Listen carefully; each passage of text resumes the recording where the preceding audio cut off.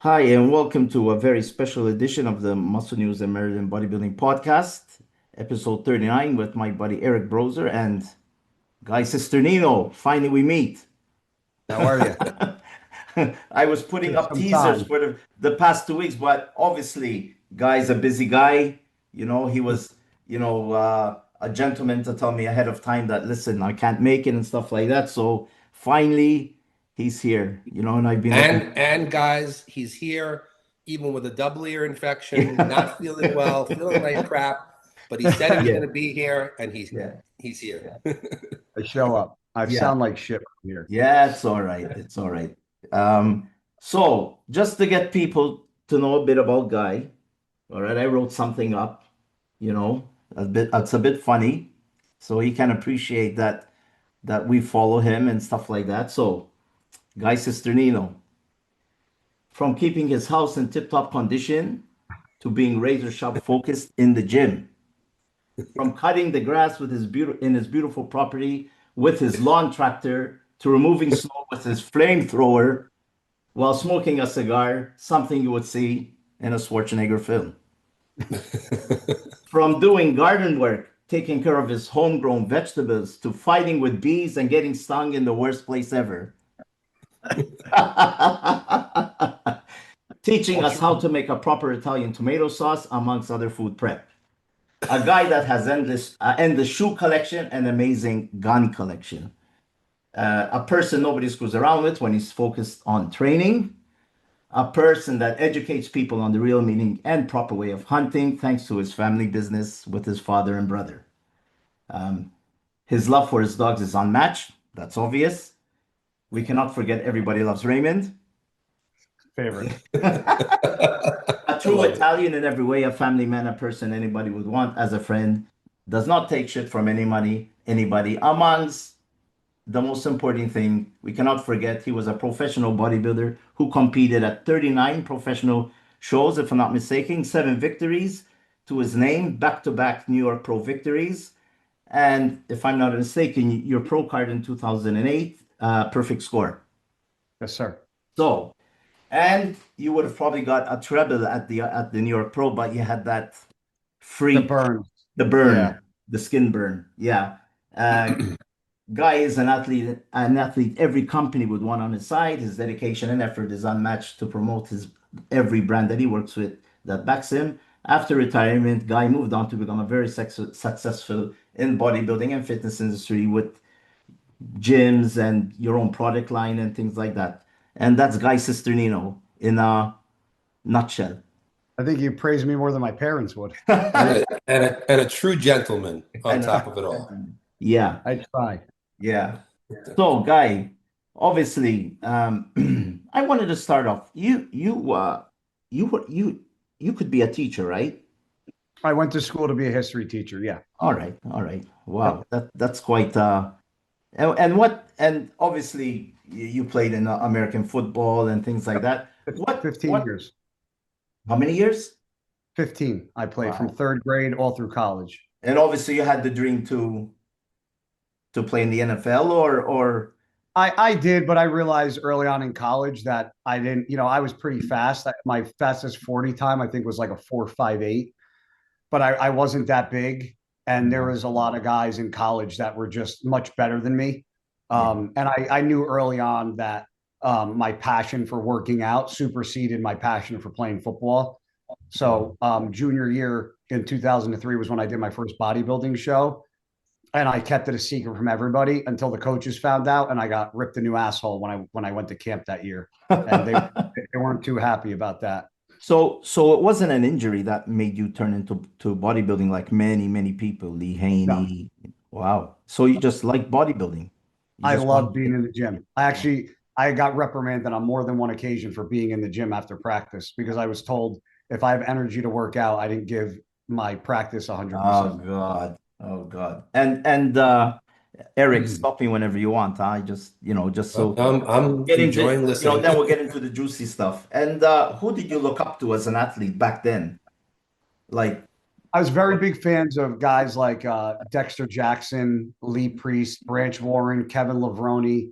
There was guys that really never did anything big, but guys like Caprice Murray, Danny Padilla. Danny Padilla. Caprice Murray was somebody that was this short black guy that just had an amazing physique. I remember him. He had a fantastic physique. You know, so there's guys that maybe not did anything on the stage, but you know, their physiques. I like the shorter guys, you know, like Lee. You know, Branch is not as, he's a little taller than me, but he was one of the shorter guys. And you know, guys like Dexter and Lee just had a physique that I thought was somewhat obtainable when I was up and coming. And you know, I more so fell in love with Branch, not just by his physique, but his attitude and his demeanor, intensity in the gym. And I tried to really mirror that as I came up in bodybuilding. But I met Branch in Europe at the Lebroni Classic. I was there. I was a guest of Kevin, and he, when you see him, you know, the way he trains with Johnny Jackson, like, you know, that wild. When you talk to him, he's the most calm. He's shy to talk to you. He doesn't talk to you, and like, well, see, people think he doesn't talk, and I tell everybody, Branch doesn't talk unless you're like, I'm very close with them. I know. I'll be on the phone for an hour and a half with them. Yeah, but the thing is, like, if he was waiting in line for something, I remember just looking at him, and like, if it was somebody else, I would be freaking out because they just left him there, and he just stood there. He put his head down, and he just waited. Like, this is the day before the competition, so he was on, his diet was still at the peak, you know, and he just was calm, and I really respected him for that, you know. It's like, God, he's one of my favorite humans. Him and Jay Cutler are two of my very close. Obviously, guys like Flex Lewis, who one of my best friends, but you know, other than, you know, my close circle, Jay and Branch are two guys I talk to almost daily. Yeah, you were just Jay. I'm super close with Jay. Jay's awesome. He's he's one of my boys, man. I love that dude. And it's so funny. I'll tell you a quick story about Branch because you're just talking about him. I think it was, I can't remember which Arnold Classic it was. It could have been 2010 or maybe 11. Can't remember that. I was he came in third place, and I think maybe it was Kai and Phil and Branch in the top. Yeah, but Branch was in the top three. He was third. I know he took second at the one show to Dexter. There was one year he placed third in the Arnold, and he looked fantastic.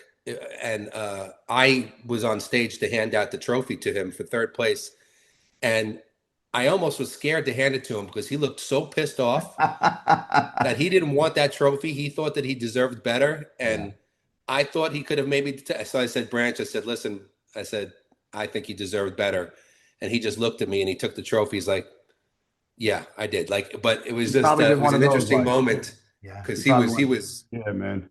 Yeah, he was. You could just tell how emotionally upset he was that he just didn't even want to accept that trophy because he felt he didn't deserve it. He deserved higher. Yeah. But nobody trains to lose, man. Yeah. No. And he really looked amazing. He looked amazing.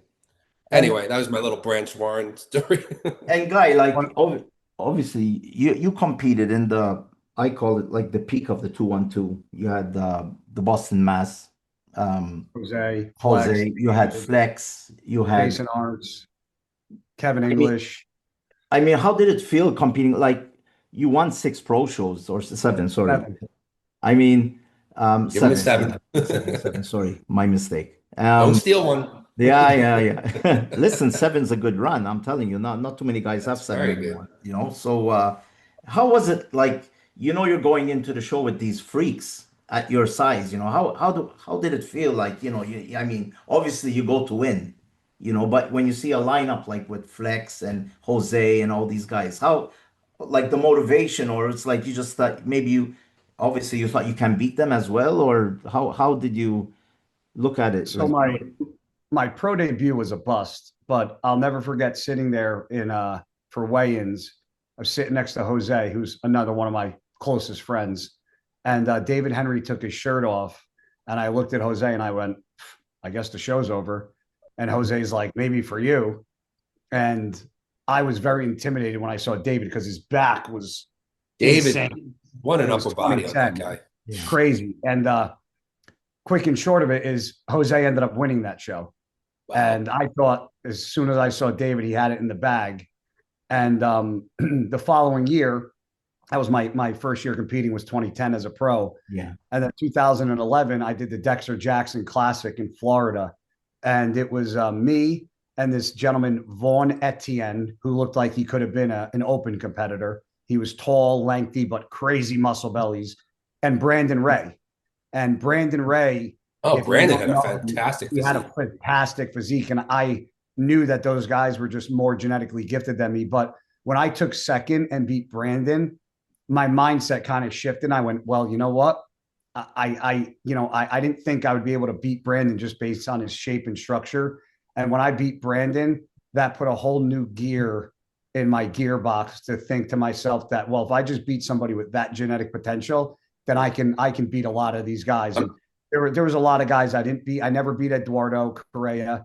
I never beat Flex, but I beat Kevin English, Hidetada, David Henry, Jose Raymond. Like I started You beat some of the knocking. best. I beat some of the best. So, for me, I might not have won, but I also was somebody that understood I didn't have, and people hate when I say this, but I didn't have the genetic structure to be a bodybuilder. Some guys just have genetic potential. They touch a weight and they grow. I wasn't that guy. And, I had injuries early on with playing football for so long. I had shoulder surgery in '08 or '07 before I turned pro, and I kept it quiet. But I've had multiple surgeries and, knee surgeries and epidurals and stem cells and, 15 years of football put my body through hell, which is, now why I ended up having to retire because I have no shoulder. I can't even raise my arm above my head. My shoulder, I need double shoulder replacements in both my shoulders. My shoulders are absolutely shot. But to get back to it, once I beat Brandon, I knew that I had the mindset and the dedication, not on stage, but in the gym to beat these guys. I knew I could out train a lot of these guys. Yeah, So, and so I was going to say to you, do you think that it was because I find, as a coach, I find that sometimes the people with the lesser genetics make up for it because they just have to work harder. And if yes, they have the passion to do it, they can outpace the person who has those genetic gifts, who sometimes rely on the genetic gifts.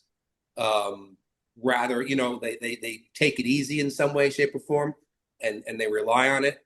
Do you feel like that was what gave you the edge, that you knew you weren't as gifted as, say, like the muscle bellas of Brandon Ray or whatever, that you were like, okay, if I work my ass off, I can still beat these guys? The way I was brought up, man, my dad coached me early on in football, and it's a corny saying, but my dad always said, "You can't look up the word can't in a dictionary, so figure it the fuck out and just do it." And that's why I have sweatshirts that say "figure it the fuck out" on it. Um, for me, I was always the smallest guy, one of the smallest guys on the football team. But when I was in college, I wasn't I was, again, one of the smallest guys, but I had the best total lifts from squat, bench, and power clean. I always excelled in the gym with my strength and my ability to lift things that people couldn't lift, which is why I excelled in areas on the football field because I was able to do things that, most of the bigger guys couldn't. So for me, just having been brought up with parents where, no matter how many times you get knocked down, you just got to keep getting up and going back to it. And, if you look, like you said, 39 shows, a lot of these guys complain when they don't win a show or do this. My batting average in bodybuilding wasn't great, 39 shows and 7 wins. But, a lot of those 39 shows that I did, if you take out the Olympias, I was always first, second, or third in 99% of them. Yeah. So I was always in the runnings for a top spot. And, I do. And that's why when I retired, it didn't affect me like it affected most people because I never worked out to be a bodybuilder. I always was a bodybuilder because I love to work out. And I think if you have that kind of mindset and you actually love being in the gym, you don't really truly ever retire. So I'm able to train and work out and do those things, maybe not to the weight and the how heavy I was able to go back then versus now, but my passion is still in the gym and it's something that I still love and enjoy and I'll never give up. So for me, being retired, I lost the stage, but I didn't lose what I love. Makes Yeah, sense. I mean, Yeah. I think that's But that's the truth. You don't have to necessarily compete anymore and then no, consider yourself retired. You're retired from the stage, but you're not retired from the passion.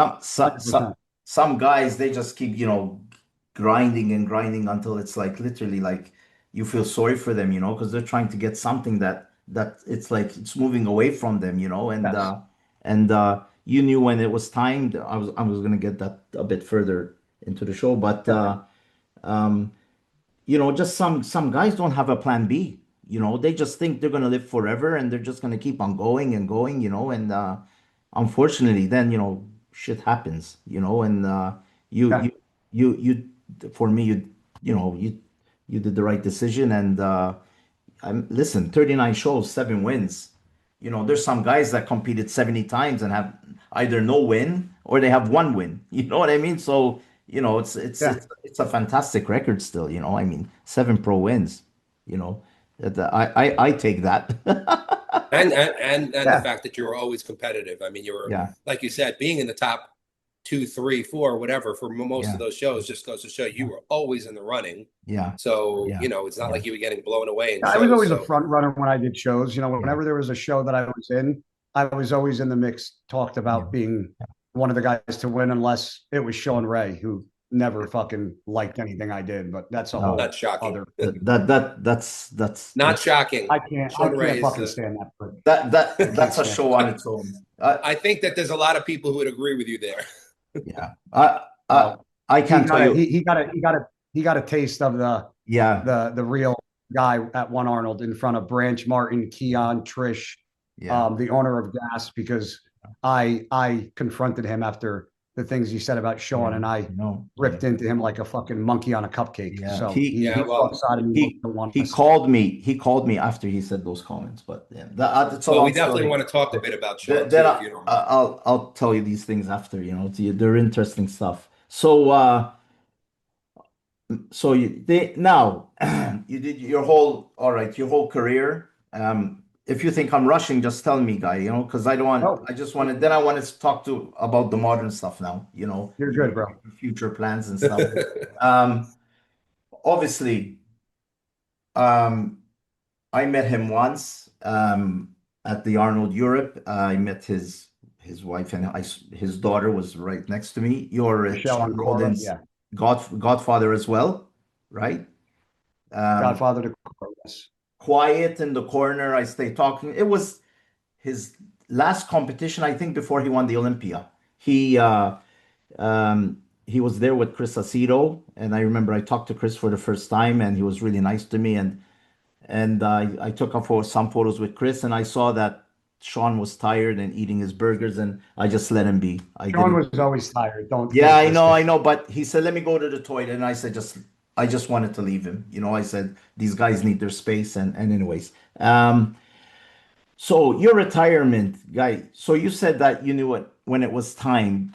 Did that affect you as well? Did that push you? That I actually just talked about this. I was in Dallas last week. We did a podcast. Myself, Branch, the owner of Gas, Michael Johansson, Jordan Hutchinson, and Hunter Labrada. And I did. And Branch was the one that actually called me because, I guess he talked to Weinberg or Mannion or whoever it was. And they were like, hey, you got to tell your boy it's about that time. And when Branch called me, I gave him a little pushback, but as a man, or a person, you really have to be honest with yourself in this sport. And when you look in the mirror when you get older and your shoulders kind of flatten out and that thickness to your chest goes away and you don't have that bubbly look to you, I was hanging on by a thread at the end, just with injuries and all the shit I went through. And I had double shoulder surgery in 2018, and I went from 233 pounds to 194 pounds. I was out of the gym for 17 weeks, and I was blessed to come back and win the Niagara Pro Show in 2019. That qualified me for the 2020 Mr. Olympia. And when I competed at the Olympia, Sean Clarita won the Olympia that year. And that was the first time Sean had ever beat me.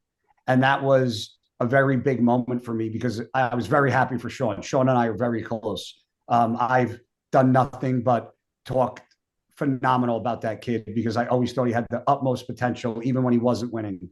And when he won the Olympia that year and beat me for the first time, that was a reality check. That was like, hey, man, like I got 10th that year, and I argued that I could have been much higher. But regardless, Sean winning was the catalyst that made me go, you know what, dude, the end is near. Yeah, yeah, and and it's hard to make peace with it, but you have to. Yeah, It's either you start pushing way more drugs to get back that certain look. And for me, I always told myself I wouldn't die for this sport. Yeah. So I refuse to do a lot of things. My last Olympia with Chris, up into 2 weeks out, only thing I ran right hand to God was test and GH. That was it. Yeah. I didn't run another compound the last year. So now the last 2 weeks we added some things in, but you're talking 2 weeks out from a show. But 2 weeks. Most people are running those things for 16. Exactly. You know? Yeah. So I thought it was more. I mean, I thought it was more of the Shawn Rhoden's whole, the chaos and being treated unfair and all these things, which ended up, never getting put to bed because he never got to defend himself after all that shit. Exactly. Now, I wanted to touch upon that, like to get your opinion on it. Like, if you don't want to answer, I mean, it's like Shawn Rhoden, we know what happened, right? He was proven guilty before proven innocent, right? So, Sure. Whoever took these decisions, either it was I don't want to mention names, but they did what they did. Now, fast forward to now. I mean, from then till now, there have been bodybuilders that were charged with things. Some went, some got in big trouble, but they let them compete. Now, fast forward to today, like we did a small podcast yesterday just to test, because we had to miss the podcast last week because Eric had some things to take care of, which he's still taking care of. But we touched upon it yesterday. Hadi Chupan, fantastic bodybuilder. I followed his career since he was an amateur, winning the world championships, left, right, and center. It's not a nice situation at the moment. This is not a guy coming and 100 people don't like him.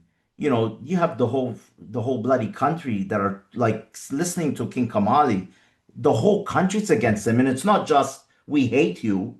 It's threats, to allegedly kill him. You know what I mean? So coming to the States, going to the Arnold. I'm not saying he shouldn't come. I mean, he has every right to, but I mean, for one guy, they blamed him for something that they had no proof about, to a guy that's coming here as a security risk. Like, you know what I mean? How do you see that? I mean, how does it make you feel? I mean, like I said, because I see it, I don't see it fair. Like, I mean, like Arnold and his team, do they know what's coming to a show? Not Hadi. I'm sure they understand like what's going on, and regardless of my political view and what it is, I try my best to not involve. I go to church every Sunday. Yeah, I believe in the Bible, I get it. and I'm Catholic, and Yeah, I have my political views, right or wrong, for some. Yeah. But I think in Hadi's position, being that there's so much tension in that country, the one thing I'll say is, he stood with his country, which I can understand, staying with your country. But when the country is at a very fragile state, some things are better left unspoken. Exactly. And he probably would have been in a better spot, right, if he just left well enough alone. However, what I can say is that he is looked at as a hero and an icon in Iran. And if I had to guess, I'm sure there was some political push to have him make a statement about, backing the country of Iran. Now, regardless of how I feel and what I think, I was always brought up that, certain places are not what's the word I'm looking for? Is not a podium to speak politics. For example, when I was a kid, what we said yesterday, there was a country music award. I was watching it with my mother. I was in, I think, high school, maybe 7th or 8th grade. And I'll never forget, it was the, what's the girl band? It'll come to me. There was a group that ended up winning an award, and they went up and they started bashing the president of the United States. And my mother turned off the TV. And my mom goes, I'll never watch them again or support them. My mom goes, that's not a place where Yeah. you need to do that stuff. Yeah. Just like Yeah. that Billie Eilish girl made a comment about, you know, ICE and like that. You're there for a specific reason. Yeah. There's Yeah. no need to bring politics into everything that you do. Everybody's not always going to agree. But Of when course. there's that much tension and that much, you know, Yeah. hatred towards certain things, you need to learn. Like, as much as I talk, I also know when to shut the fuck up. Yeah. Yeah. You can't. Yeah. I literally brought up that 100% exact point yesterday. We were talking Yeah. about it, and I said, Yeah. I can't stand that some people use their platforms like the Academy Awards or whatever, like Yeah. which is supposed to be about acting, or the Music Awards supposed to be about music, to voice their political opinions. They're not politicians. That's not what they should be doing. Yeah. And they can have whatever views that they want, but it's not a place for them to express those views and try to make a point. So Yeah. that's what I said yesterday. Now Exactly I what you can't think just of said. I can't think of the group. And It's going to drive you crazy. Yeah. you'll probably remember at 3 a.m, you know. No, he's like- looking up. I could see him. He's Looking looking on his up phone. now. Yeah. It's all right. Gotta know. Otherwise, it'll Driving bug me him the nuts. whole time. I just hope, you know, Hadi comes in, they let him do what he has to do with no, you know, I'm scared that it's not Hadi. I'm scared that there'll be some freak, you know, just trying to do something stupid, you know, either during the show or, you know what I mean? Because how you gonna Yeah. know? You know what I mean with all those people. It's a scary situation for sure, You know but what I mean? So I'm sure that Dixie Chicks. Dixie Chicks. There you go. I mean it is a scary situation because it's but it's like I I went back when I knew you were coming on the show, like thinking of Shawn, you know, Shawn Rhoden. It's like that was a real Sean got shit. accused of something that he didn't do, all for a payout from people that defrauded Wells Fargo for $375,000, were found guilty, and Sean just had won 400,000, and all of a sudden got accused of what he got accused with. So I mean, and you know, from the things I heard about Sean, the pre-trial stuff, it was all a fucking joke. Yeah, it was a nightmare. I couldn't stand that. I mean, when I was training at Gold's Venice for the years that I was there, Sean was back when he won the Olympia. He was training there. I used to see him every single day, and he's just one of the nicest guys that I ever came into contact with, and especially, you know, in pro bodybuilding. Very genuine, very sincere. Would take his time to really sit down, talk to you, get to know you. Yep. I'll tell you this, because I had a heart attack in 2018. Wow. And when I came back, and that heart attack should have killed me, but I survived it. And when I came back to Gold's Gym after being gone, the first person that came up to me was Shawn Rhoden. And really, he was the first person. He saw me, he grabbed me, and he pulled me aside and literally talked to me for I don't know how long it was, just basically saying how happy he was to see me okay, how he's been praying for me, this and that. I was actually there to film that day, so we got him on film a little bit too. And just a I don't know, just a great guy, and just so pleasant.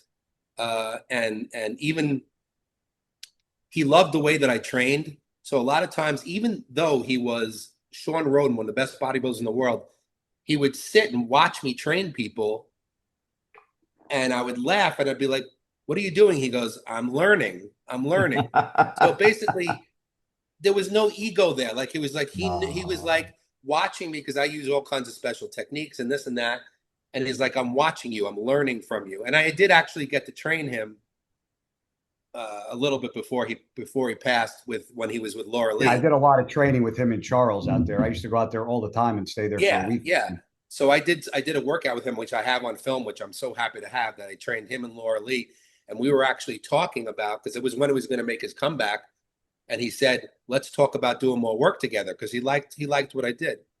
So my point is just that it was so unfair what happened to him. I know it's past and it's a long time ago, but since we're on the subject, so unfair what happened to him. So unfair to be proven you're guilty before proven, and it was just very, very sad. And I could just say from my perspective that he was a tremendously great person, great guy. sincere and genuine. And listen, my dog was just moaning. What are you moaning that's at? okay. You're like wondering what's going on. I'm like, what is it? Go lay down. Go on your bed. Anyway, so well, maybe Like, your dog also was like, Shawn was a nice guy. I feel Yeah, bad for him. yeah. He But was I one of the mean, best. terrible loss to the yeah. industry and to just the human race. I watch RX Muscle because of Chris religiously every week. I've been watching it since I think they started. I had never, obviously, Guy, I've never seen you in that state when you heard those comments from Mr. Ray, Shawn Ray. But Chris was really, wow. I just could feel it, when he was talking. It was like, Jesus Christ, it was unbelievable. He was so mad, and I really felt bad. It was that I think that was I was at the World Championships in Europe, in Spain, when it happened, and I was there, taking pictures and stuff for myself and my website. I looked at my mobile and I just left. I went into my hotel room. I just left. I couldn't care less anymore. I just walked away, and I went into my hotel room and, checking social media and all this crap. And it was a tough couple of, I think we were all in complete shock. yeah, that was crazy. Complete shock. I've had one too many of those. The first nightmare was when I got the call about Dallas, because me and Dallas were Oh both on God. PSA. Oh, that was rough. Yeah. And then I got the call about Luke. But yeah, I spoke to him a couple of days before, for So I God's talked to him a sakes. Yeah. week before in the gym. It was Yeah. during COVID. Yeah. I interviewed Dallas with my friend Dave Borlée, interviewed Dallas and his coach the day before he passed. Wow. So we did the last interview Crazy. with him, Crazy. and I was like, what a great guy, just such a genuine guy. I really loved him, such a great All of them, personality, really friendly. So the next day, yeah, it's yeah. just terrible. It's I mean, and it's still, God rest his soul, Jason Lowe just passed away from yeah, a massive heart attack a couple weeks yeah, back. So yeah, it sucks, yeah, yeah. It's hard. You don't know when you're the older you get, you start thinking about these things, like Lately, it's been happening a little too often and too yeah, young. yeah. Some guys. Yeah. What do you think, Guy, about that? Do you think, I mean, I didn't even think about this, but you think So people are pushing it, COVID? What do you think it is? I mean, there's so many things, and I'm saying, I'm not like my parents got the shot. I didn't yeah, but COVID is a clotting. It causes your body to form clots. That's what it does. I had a I remember that. DT in my calf. Yeah, Right. I remember that. And when you're taking PEDs and you either get COVID or get the shot, it's kind of like a perfect storm if you're not doing, if you're not donating blood, if you're not checking your markers, so there's so many things that it could have been. But the also argument to what he said is also, because somebody brought this up to me, because I said, man, it's happening a lot more often than you would think. And he said, well, social media also makes things known in the moment. And back then, social media wasn't around. So they were like, I don't think it's happening more. I just think it has more of a light on it now that, social media plays a very important role in the news and the things we see. So we see things happen immediately rather than, in a paper, read about it a month later. So, but I do think it's a little more often than it's ever been, for sure. Yeah, I think so too. And I agree with you about the social media thing, but don't you agree, Guy, that especially someone who just before said for your last show that you were just taking tests in GH up until 2 weeks before, do you also feel, because you're a coach, I know as a coach, I see what is going on with people out there, and I see what, when they come from other coaches and they come to me or just what their mentality is, they're pushing things to a level now that is really insane. And I'm not only are we talking about dosages that are 1,000 milligrams of tren a week on top of 1,500 milligrams of test, on top of anadrol, but also combining it with 18 different peptides and 14 different fat burners. You have to, don't you think that that's got to be playing some kind of role in early death? Yeah. I mean, I had 2 clients come to me last year, 3 weeks out from a show, 4 weeks out from a show, and he showed me his cycle. I almost shit myself. He was taking 800 mgs of test, 1,400 mgs of Masteron, 1,400 mgs of Tren, 2.5 mgs of Letrozole a day, 8 IUs of growth, And he thought my response was a joke. He thought when I was like, dude, you're kidding me, right? He goes, no, this is what he said pros take. I called Cutler on the spot and I go, hold on, called Jay, and I read off the cycle to Jay. Jay and I probably laughed. Jay, I said, tell me the first thing that comes to your mind. He goes, he'll be dead in 2 weeks. Yeah. No, it's crazy. I've never taken over 400 mgs of trend in my life. And anybody that comes that's 40 or above, I refuse to put them on it and tell them, if you want to go on it, find another coach. I'm not putting you on it. But do you think that social media is glorifying certain people, with it glorifies more of the assholes that don't know what the fuck they're talking about. Yeah. That's the problem. I mean, I mentioned it in other shows when I used to train in Toronto. I think you remember him, Henderson Thorne. I went to his gym, and Laura Cravell was training there as well. Can you imagine me? That was Chris Aceto's ex-wife. Yeah. Imagine me she was at her peak. I remember her with that blonde curly hair. I was 16. I just started driving, and I was in the gym alone. It was late at night, and Laura Cravell was doing a leg press. I just kept, looking at her. It's like, Jesus Christ, and Henderson walked in. He was just about peaking. I'm talking about 1986, 87, and the kid I was, I started to train, and I was skinny and stuff. And I said, how can I be like you one day? And today, if you had to ask somebody that, they'll put out a list and say, how much money do you got, right? He looked at me and he said, what are you? And he said, Italian. I said, Maltese, but we're mixed Italian. Malta is like a mixture of everything. So your mom makes Italian food. I said, of course, it's Mediterranean diet. He says, eat your mom's pasta, go to McDonald's, eat like a pig, and train. That's all he told me. I go to another gym. I meet this Portuguese construction worker, fantastic physique. And I, again, like, how the hell can I become like you? You're back then it was just a magazine, Flex magazine. You didn't have pros walking around in Toronto back then that much. So, and all he told me was eat, and before you come to the gym, take a bit of vino to get a pump. That's all he told me. I had never heard of anything in the gym. I knew they were out there, but nobody pushed it. And I think that's what helped me enjoy training till I smashed my arm, and now I have a titanium plate. But until I was about 48, almost 50, I used to go to the gym almost every day. You know what I mean? But people don't do that hard anymore. work not replaced with drugs. Yeah. Take all the drugs in the world, but without you can't see it in the muscle. You're gonna get nowhere. It's not mature. You can't see it. When you look at the guys in your time, a bit before, you can tell these guys really trained, But that was also back at a time when people accepted that it would take 10 years to turn pro, to build a pro level physique. Yes. Now you get kids who come to you and you say, okay, I want to work with you, Eric, and I'll say, what's your goal? And they'll be like, well, I'd like to be pro in a year. Pro. And they've never done a show in a year. Yeah. And they're just like, tell me what to take. And it's not about, it used to be when I was younger, it used to be, Eric, how do you train? How do you diet? Now it's, what do I have to take to look this way in a year? And the mentality, which is kind of like a whole societal thing with way we want everything now, Amazon packages the next day, the people are applying that to bodybuilding, and that is not the right way to do this. Bodybuilding is a sport of time. And I'm not saying that the way I trained was right. I did a lot of volume. I would train quads, 26, 28 sets for quads. But I hear people now like, oh, I did 6 total working sets for legs. And I'm like, okay, 6 sets. I don't think you can build big quads with 6 leg sets. Yeah. I'm like, it's just like, this whole feeder set and then one top set and back off sets. It's like a back off set.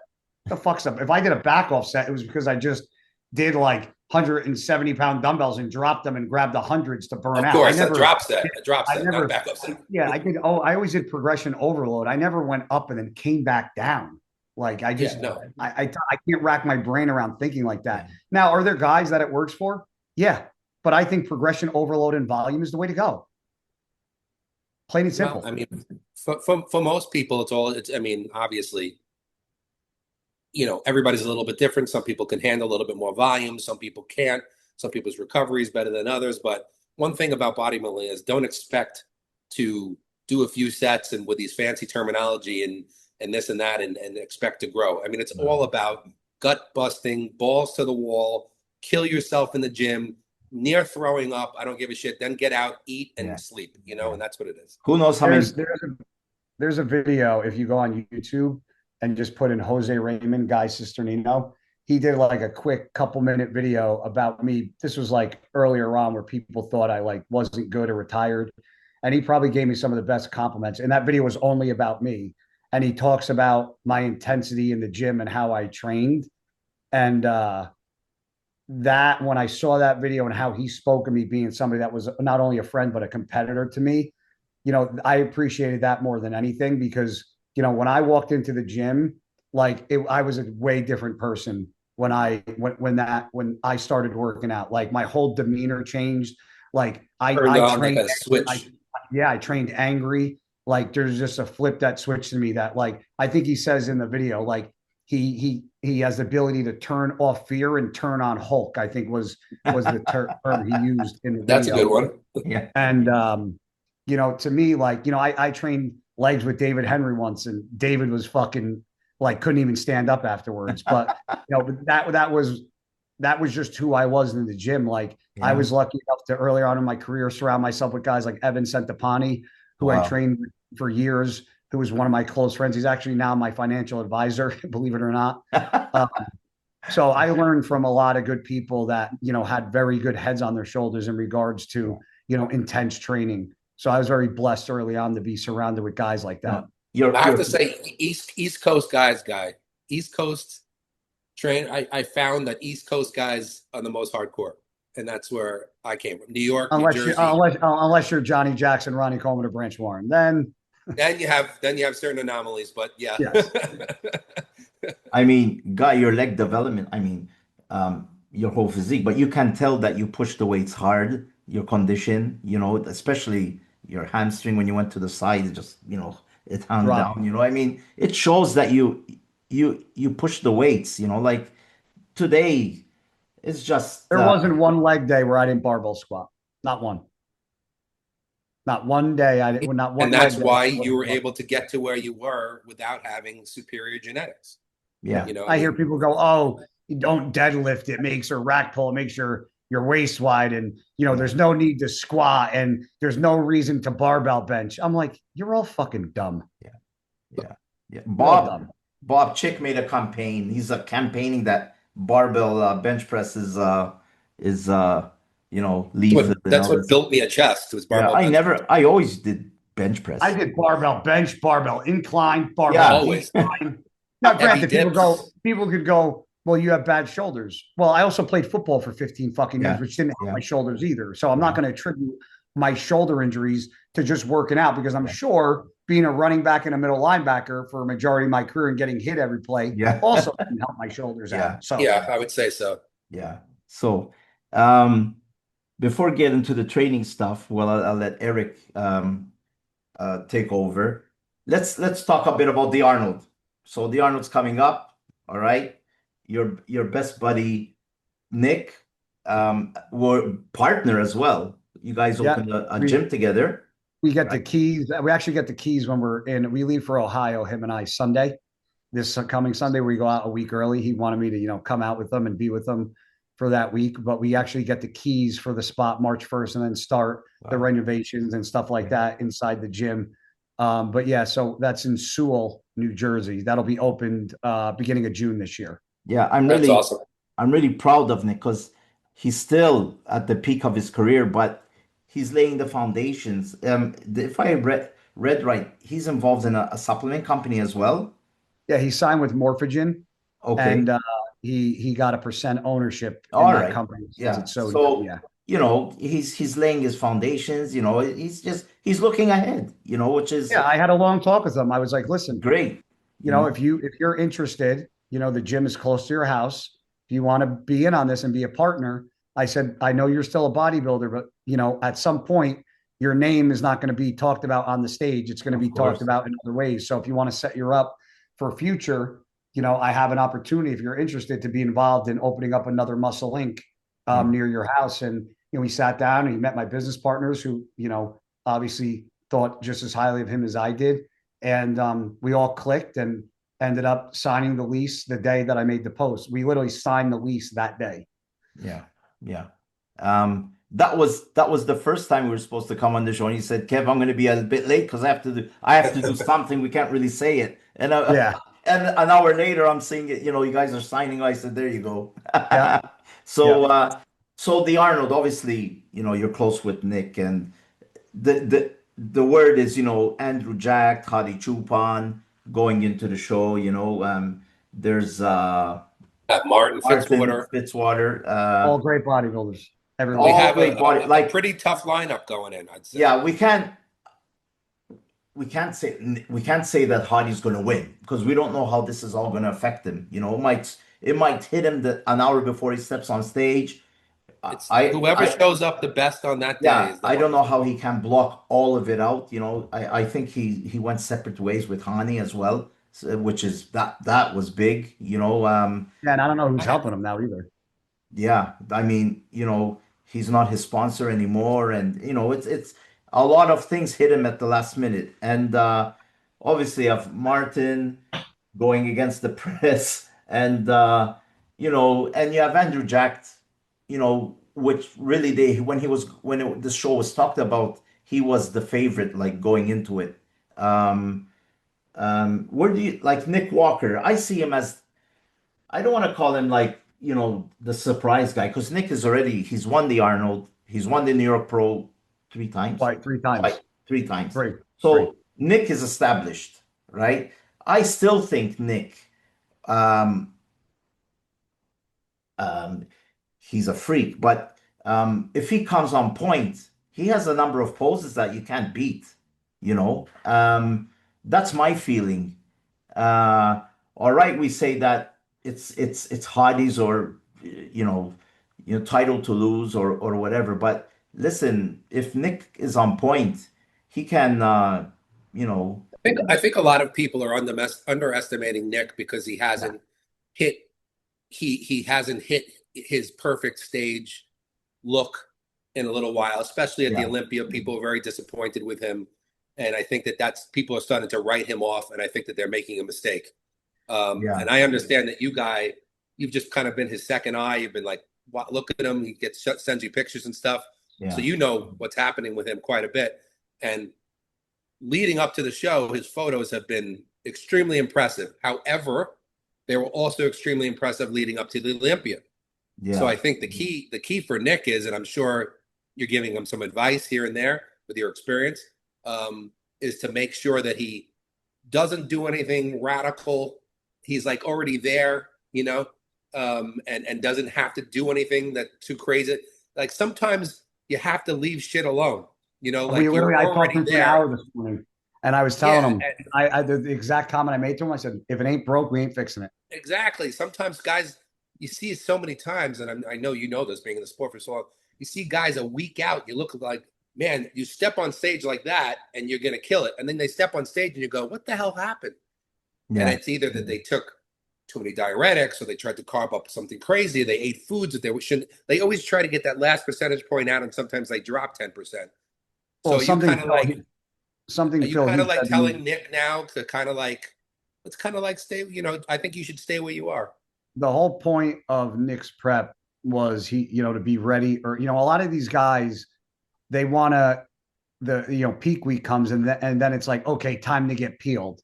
This whole time it was, let's get peeled and ride into the show. Like, that's how I agree. You should already be in shape and stage ready at least 2 weeks out. And everybody listen to his words. This is exactly what I say. You're not, the peak week isn't to get shredded. Peak week is to just polish the car and just final touches. Yeah. And a lot of these guys roll into the show not in shape and do a lot of dramatic stuff to get in shape, and then that ends up hurting their physique on stage. And one thing Phil Heath said to me in 2013 when I was talking to him before a show is, if you do something that has the potential to make 2% better or 10% worth, it's not worth doing. So I always took that in consideration when I make decisions going into a show. you know, when I was a competitor or a coach, if I do X, it could make him that much better, but how much worse could it make him if it goes sideways? And I would say 9 out of 10 times it goes sideways, right? Don't you think? Yes. And then another thing that I learned from Chris Aceto is you never want to put it in because you can't take it out. So you want to start slow, like a diuretic example. You give somebody a half or a full diuretic and they swallow it.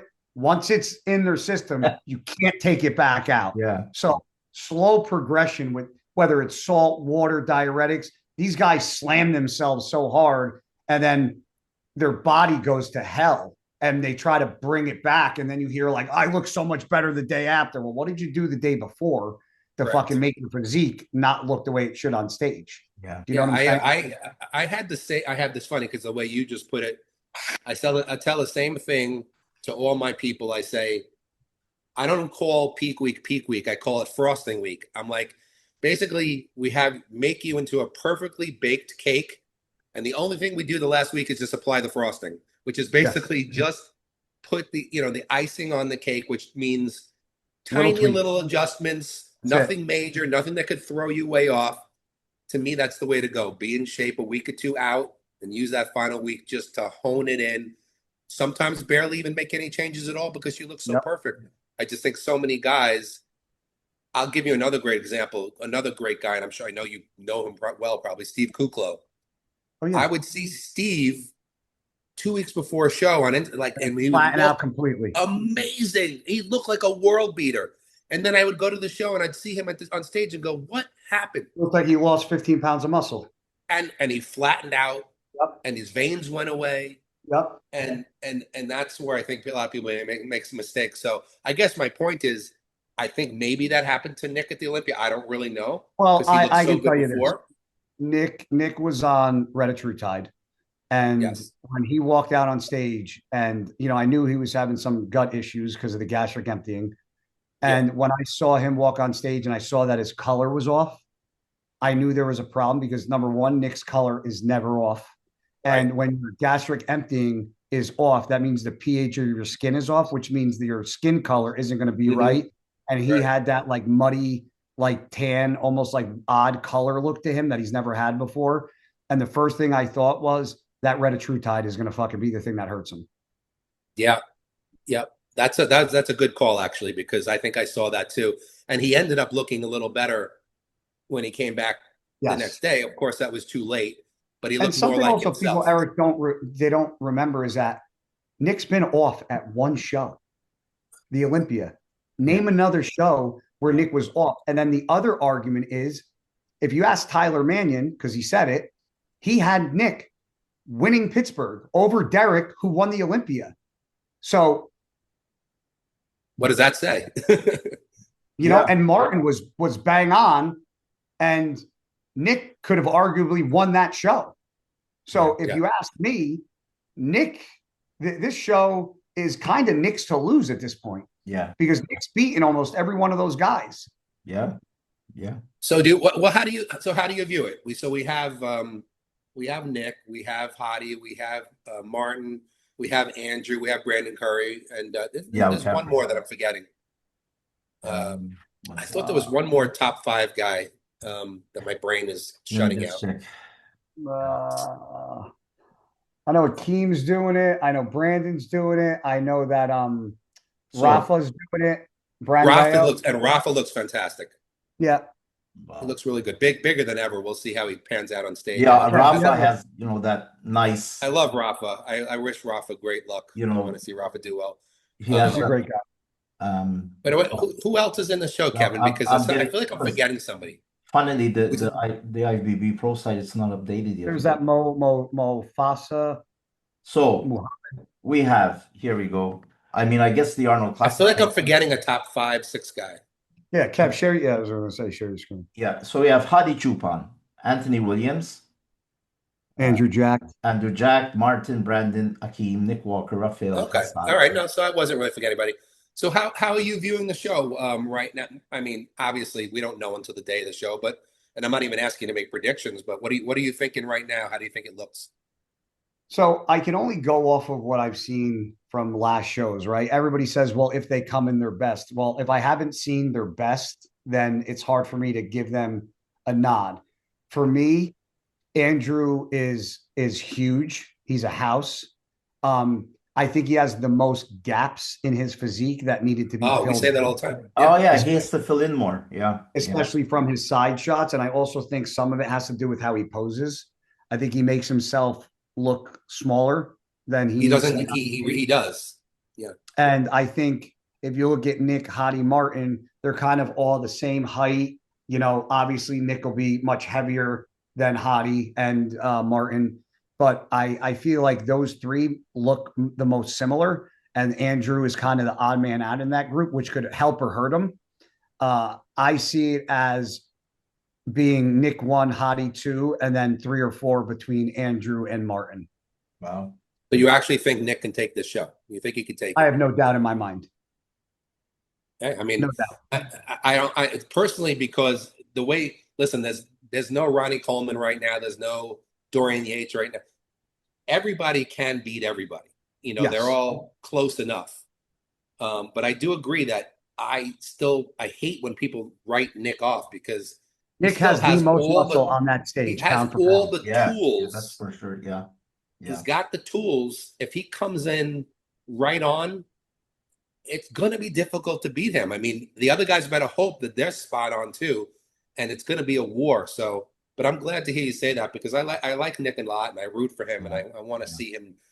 Just because Nick's a nice guy, and people could say I'm biased because I'm his friend, and heartily maybe that's part true. However, I truly believe that, you know, Nick did his homework in his off season. You know, he did a lot of this himself, and did his homework. And I think this is going to be hands down the best he's ever looked. And I'm not saying because I'm his second eye. I'm just saying from what I see from pictures and in person, it's like cartoon character, like almost laughable how he looks. It looks ridiculous.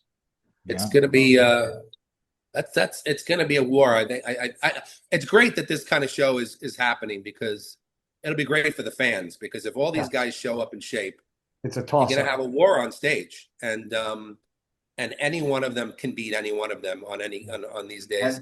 But I really want to see Nick walk on stage and everybody go, holy shit. Yeah. They will. Holy shit, that's the best Nick ever looked. Like I know he took the piss out of it, but the leading up to the Olympia, I didn't think it was fair for somehow certain media outlets were, well, we know who they were, you know, I'll enjoy seeing you in calling you out in 8th and all this bullshit, you know. I saw that as like a lack of respect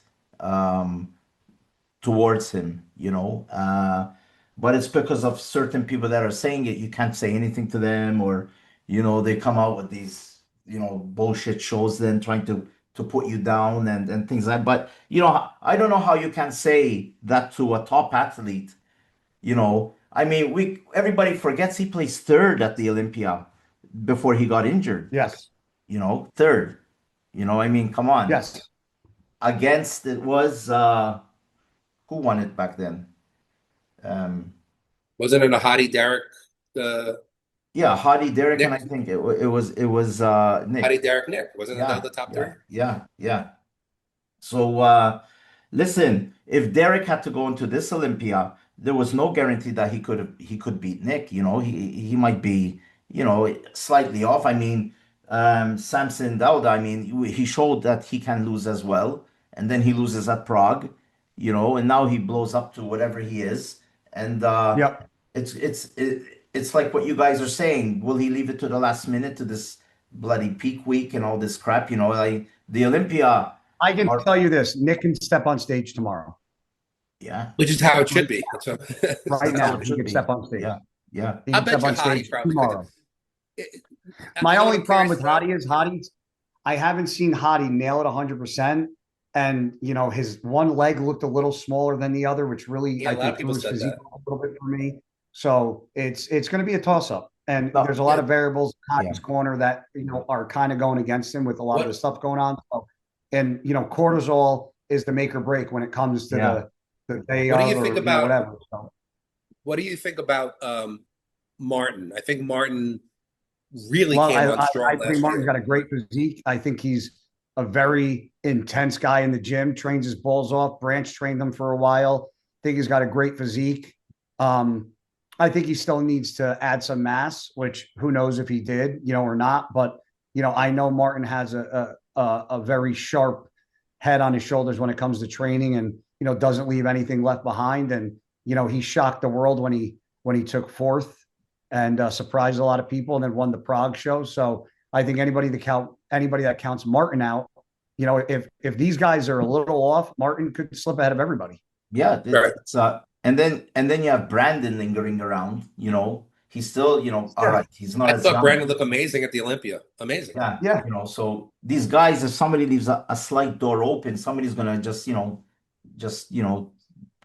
take over. And it could be in prejudging. It could be in the finals, or um, it's going to be very interesting. I mean, I don't think bodybuilding has ever been at this state where we're going to a show and like absolutely no idea who's going to win. Yep. Before it was like Jay Cutler, Ronnie Coleman, you can pick them off, Flex Wheeler or whatever. We're at the last 3 or 4 years, not even the Olympia. It's like you're watching it and you don't know you have no idea who's going to win. Like there's no guarantee that Derek is going to win it again this year. Oh, I agree. I mean, if whoever wins the Arnold will go to probably Pittsburgh. Do you know if Nick is going to Pittsburgh or? I do. It's one show at a time. All right, all right. So then there's the New York Pro. I mean, I don't know if they do Pittsburgh. Probably they don't do the New York. I don't know, but there's that treble now. There's that Arnold, Pittsburgh, and the Olympia. Now that's a new thing that people want to do, like Derek did. So it's an interesting year. Anyways, I think, I mean, I think everything's ties around Hardy, but I've always said Nick can win the show. It's just whoever comes in at that, not just mass, they have to have that condition. They has to be balanced. I mean, I think that the time of, all right, we like mass monsters, but listen, I mean, like what Samson's doing now, he blew up to that size. It doesn't. They told him they want a little bit more condition. It doesn't mean he had to lose all that size at the Olympia. So if he thinks he's gonna come in huge, you'll get a guy like you, Guy. You used to come in condition and used to be guys bigger than you. So the judges might see a guy who says this guy put in the work. Look at his condition. I mean, it's easier to come into a show bloated up and looking big and huge. But I think those days are over. I mean, Guy, you know what I'd like? I'm sorry, I didn't mean to interrupt you if you had something to say. No, I'm just saying Nick is peeled, glute strided. Yeah, like he looks it. He looks crazy. He looks crazy. I don't want to put you on the spot, but I'd love to ask people who've been in the sport for a long time, and you've probably been asked this before, but I'm curious to hear. We talk a lot about, we've had a lot of guys on the show. We've had Lee Haney, we've had Rich Gaspari, we've had, people who are, competing back in those days. What do you feel, how do you feel about the physiques? I'm not talking about one particular person. I'm talking about an overall picture. The physiques today versus what a lot of people consider more of the when I say golden, the peak of bodybuilding, the 90s, early 2000s, when you had Flex and Shawn and Ronnie, and you just had Kevin, and like there was 9-10 guys on stage that looked like Mr. Olympia. Do you think that the physiques at one point were superior to they are today, or do you think that we have progressed? Well, ask yourself this: those names you just mentioned, some of them have never won an Olympia. Would they beat the Mr. Olympia now? Several people, I think, could. And I think a lot of the guys that took second, third, and fourth could beat most of the guys that have been winning the Olympia. So, I agree with that. I want to know how you feel. I think the guys in the 90s and the 2000s, when you look at it like that, I think, are these guys, some of them bigger? Yeah, but then you have Ronnie, right? So they not really. Yeah. I think the 90s and like into the mid 2000s were some of the best physiques we've ever seen. I think a lot of those guys that were top 5 in the Olympia could have won the Olympia the past couple of years. So now, saying that, do you think it was because as well, Guy, but it one pro card a year or two, right? The bodybuilder, when they were the NPC nationals, looked like an Olympia lineup. I know. So Insane. the bodybuilders they were ready. They were ready to be a pro. Once they won the nationals, you can compete as a pro, like many did. Kevin won the Night of Champions. He placed second at the Olympia. Bang, bang, after each other, They were already almost, you can say, veteran bodybuilders at that point. Today, a guy wins a pro card. I don't know who the national champion is. I don't even know the name of the last 10. Yeah, I mean, it's hard because it's a business, right? You're trying to grow. It is a business, yes. I understand why they do it, but I think it did water down the pool a little bit. Diluted. All right. Bob Ciccarello had a great physique. It took him 13 times to win the pro card or whatever. I mean, look at the quality of Dave Palumbo never won his pro card. There's some great bodybuilders that never won their pro card, and then you go to Europe. The only guy that wins a pro card is the guy that wins the world championships. Yep. And you're competing against 10 Hadi Chupans, everybody from Iran, Turkey, Libya, and all these, and the physiques you see are just out of this world. And one guy wins, Yeah. So back then, a guy wins a pro card, he's ready, And back then you didn't win a pro card, you earned it. You earned it. That's the thing. Yeah. Oh, Guy, let me follow up that question with another question. So you and I agree. I think Kevin agrees. A lot of people agree, and if you disagree, that's fine too. That the physiques in the late 90s and then the early 2000s were superior. What do you think the difference is today? Do you think, because we know, you and I, we said it before, they are taking way more compounds than they used to. Okay, so people think more drugs, better physique. Do you think, could it be the quality of what people are taking, or are they taking so many different things that it's hurting their physique? Do you think people don't work as hard? They don't diet as hard? What do you think has changed to not bringing in that same level of conditioning and I think that's mostly conditioning that we're not seeing?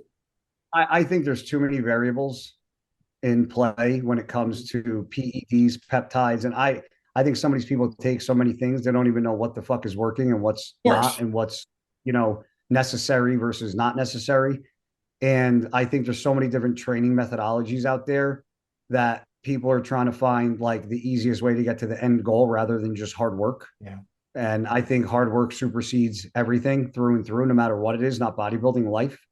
And back then in the the earlier days, there wasn't a lot of these crazy drugs that were around like they are now. So people had to rely on what they had at hand and being dedicated to the craft of training their ass off and, really dialing in. And I just, I have a lot of guys that compete now that are younger than me that I'm very close with and friends with. And I'm not saying that it doesn't exist. Part of me believes that it doesn't exist to the extent it used to. I mean, would you agree with me that I know, back when my competitive days, and I went the drug-free route, so I was a natural pro. I just know that I suffered to get ready. I mean, I suffered to the point where getting even to the gym. If you're not suffering and it doesn't suck, you're not doing it right. I feel like people aren't willing to suffer now the way they used to. There's too many refeed days or cheat days or this and that. I mean, back then, I would go on a diet, and I know I wouldn't even think about having anything off my diet for the 20 weeks. And I would think every week cardio was going higher. I was posing an hour a day. I mean, I was suffering, and I know that that's the way you could see it in the faces of Kevin Levrone and all these guys just sunken in. Stick up. Yeah. You don't really see that anymore. Do you feel like people just they don't want to suffer? They'll just, maybe if I take more drugs, I can get there. Yeah, absolutely. Okay. I feel like that's just, and it's sad because I feel like people are doing this in a more unhealthy way, in a sense, but not getting the same results. Yeah. I feel like I went through that when I was about 48. I got into the best shape of my life. It took me up practically 9 months to get where I wanted to be. Literally, chicken and rice and broccoli. I would rotate with cod and chicken week after week. And Nobody wants to literally, eat fish. I used to eat fish the last 3 weeks. I used to eat it. You can't sleep, and I used to work full My time. last 10, my first show I did, my last 10 days, every meal was rainbow trout because it was the only fish that has zero. So rainbow trout is the only fish with zero sodium. Holy cow. Yeah. Yeah, I know I Laverne would had live on 10 like days. asparagus and fish for every meal for his last. I mean, and I'm not saying that was right, but Yeah. I'm just saying But you were willing to suffer. mentality of knowing that I'm going to suffer, this is going to suck, and you got to grit and bear it. It's not there as much as it used to be. Yeah. And I had a friend once, he was competing as well, amateur.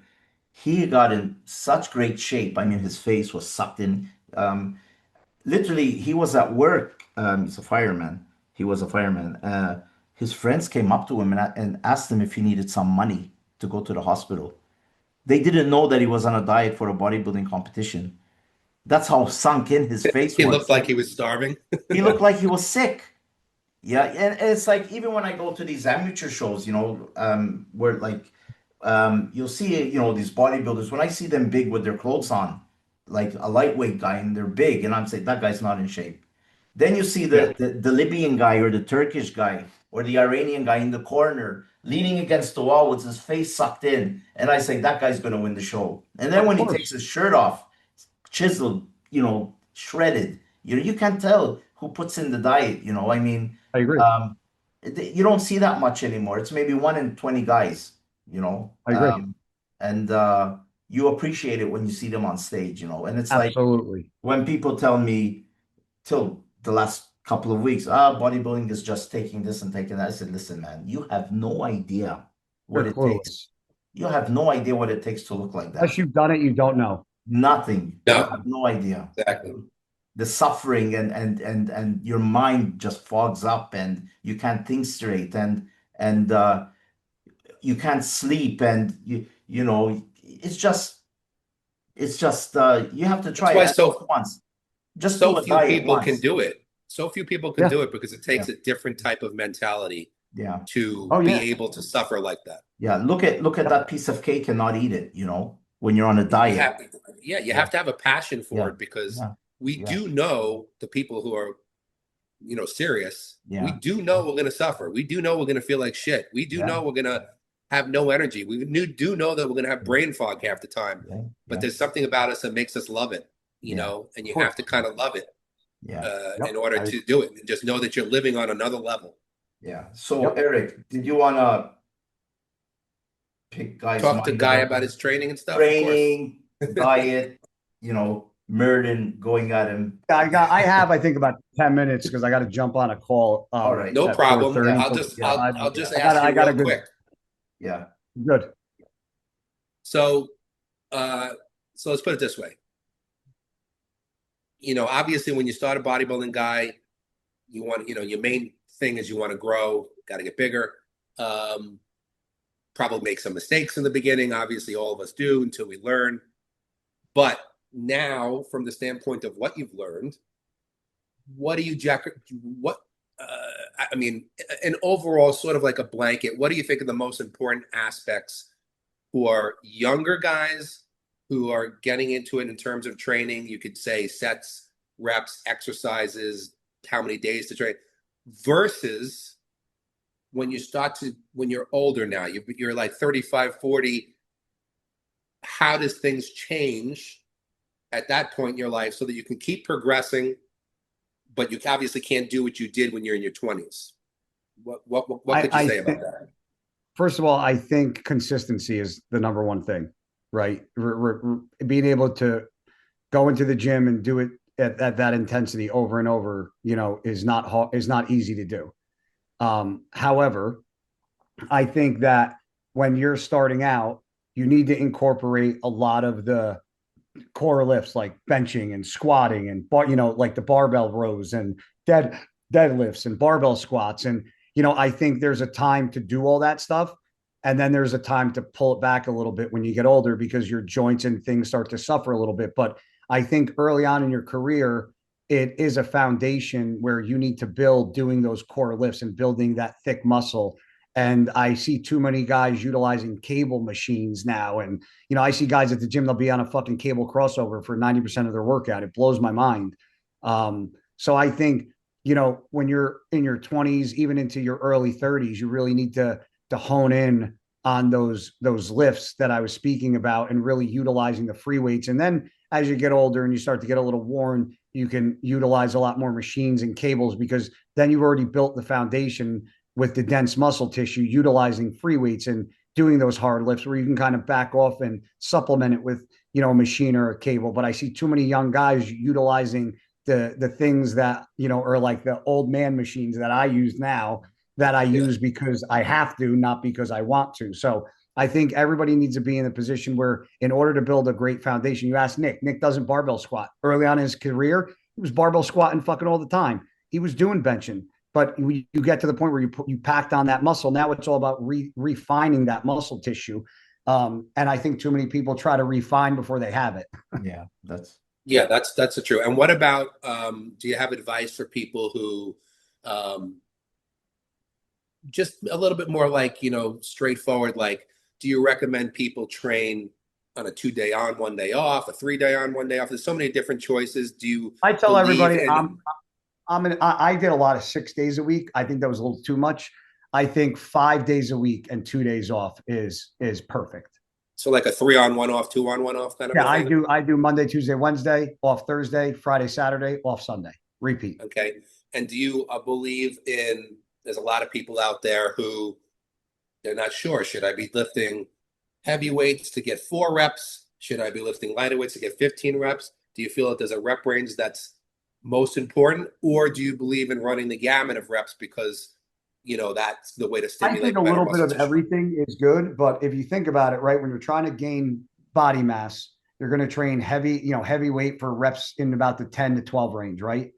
Why, when you're getting ready for a show, would you switch the rep range out and the weight up when you're trying to hold on to the muscle tissue you built with that rep range and with that weight? So my ideology was always like, I never changed how I trained. I used to squat 5 plates 2 weeks out from a show because I could, because I'm like, why am I going to do 315 or 225 when it's light? When I built all this mass doing it this way, I would ride that right into the show. Some people think that was stupid. But for me, I'm not going to switch my rep range up when I'm pre-contest just because it's pre-contest. I want to hold that muscle tissue. How did I get that muscle tissue? Heavy weight for as many reps as I could. And I still am an advocate when you're dieting. Now, a week or 2 out from a show, should you lighten it up to make sure that you don't get injured? Absolutely. But in the majority of the pre-contest, you should be training like you're in the off-season. No questions asked. So what built the muscle is what keeps the muscle. Is that absolutely 100%? Okay. And what about in terms of you don't believe, obviously, because you mentioned 10 to 12, which I thought was an interesting rep range, because I kind of tend to agree with that. I think that people's make them. I mean, there's every once in a while, it's nothing wrong to test your strength a little bit, but I see a lot of people out there who think that 3 and 4 reps are going to build muscle. I personally think that's basically building the central nervous system and strength. If I ever did weight that heavy, right? If I ever went super heavy to where like I got less than 8 reps, then it was a triple, quadruple drop set. Of course. That's it. Okay. And what about training? What about, do you feel that it's necessary? Because again, and I think that a lot of this has to do with somewhat of laziness. I've always been an advocate of once your warm-up sets are done, and warm-up sets are warm-up sets, I train to failure every single set or beyond failure. Like, to me, I don't know anything different. Do you believe that, forget about the beginner obviously doesn't have to do that because everything's so new to them. But once you've been training for a while, do you believe you need to get every set should be taken all out, or do you? I always made sure my last 2 sets were, I don't count warm-up sets for my set range. Right. So if I was doing, let's say, incline dumbbell, right? I'd warm up, let's say I'd start at 120. I do 120 for 12 to 15. Then I go to 130s for 12, probably 10 to 12. Then I do the 150s. If I got the 150s for 10 to 12, I'd go to 170s and get as many as I could, drop it, grab the hundreds, get as many as I could, drop it, grab the 80s, burn out, then I'm done. So that was my mindset for every exercise. So you pretty much, that last set, you just peak out and just destroy it. Done. Just fucking kill yourself. Yeah, just absolutely. How about with in terms of body part frequency? Are you a one body hitting things once a week, twice a week, or weak spots maybe more than strength? I tried to push pull leg things, man. I like the one body part a day and just fucking give it volume, give it hell. So just like hit it once a week, destroy it, and then hit it again next week. When I was training quads on Monday, I was still sore by Friday. Right. Cool. Okay. Right. And just real quick to talk about, what do you think? Forget about PEDs. There's some very good natural supplements out there. Obviously, we know they're scientifically proven, anecdotally proven. What do you think is a good set of good quality core of supplements that people should take when they're trying to build, trying to build a physique? I'm sponsored by, Apply Nutrition, AN Sup. So, for most companies, whey protein is great. I don't care who you are. Whey protein is phenomenal. I think glutamine and creatine are some of the most studied supplements there are. I think creatine monohydrate and glutamine for recovery are two of the best that you can take. I think I'm drinking them now. I love aminos. I think EAAs, BCAAs are essential for, making sure that you're getting in the building blocks of protein. I drink it when I'm doing cardio, when I'm training, to make sure that I'm not, going into any catabolic state. And I think making sure you're taking good digestive enzymes, and, I take super enzyme by Now Food, activated black charcoal. I take a GDA, like a glucose disposable agent, with every meal. I think when you're pushing food like that your body's not used to, I think digestion is really the key to making sure your body assimilates all those nutrients correctly to actually use muscle growth. And, I take, AN Subs has a great, ABE stim-free pre, or the pre non-stim. I like the non-stim ones because a lot of people get all liquored up with the caffeine before a gym, and you're constricting so much of your blood vessels, where when you're in the gym, I agree. You want vasodilation, not vasoconstriction. So I tell everybody, utilize a stim-free pre-workout every day. And if you need to include something that's more concentrated with stimulants, use that as an as-needed basis for an extra bump. But if you need to get stimmed out every day before the gym, find a new hobby.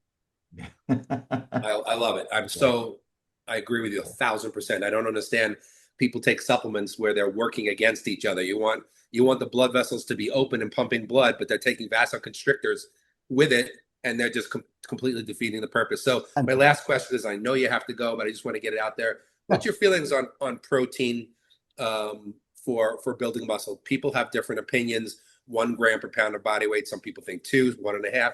What's your opinion? What has worked well for you in terms of how much protein? 6 to 8 ounces, I think, for most people is fine. Per meal? Like, how many meals per day do you recommend? 6. 6 meals a day?